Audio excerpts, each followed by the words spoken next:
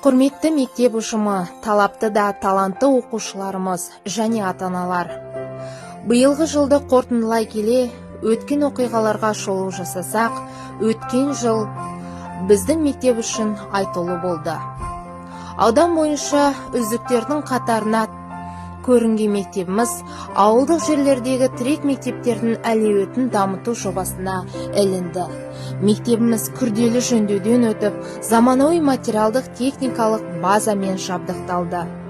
Адам танымастай өзгерген мектебіміз заманауи білім беру ордасына айналды.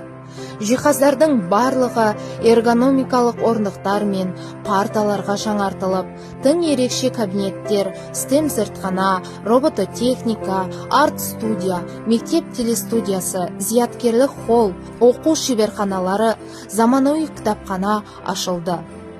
Педагогикалық құрам үздіксіз біліктілігін арттыру курстарына белсене қатысты.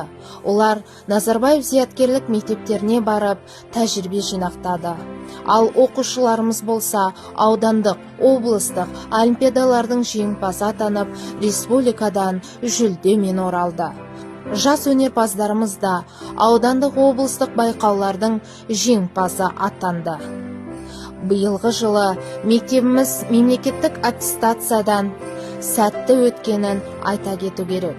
Сондай-ақ аудандық әкім шыршасының ұйымдастырылуына жауапты болып, оны абыроймен өткіздік.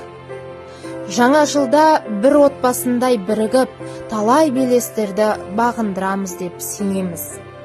Сіздерді келе жатқан жаңа 2025 жылмен құттықтай отырып, отбасыларыңызға амандық, жұмыстарыңызға табыс тілейміз.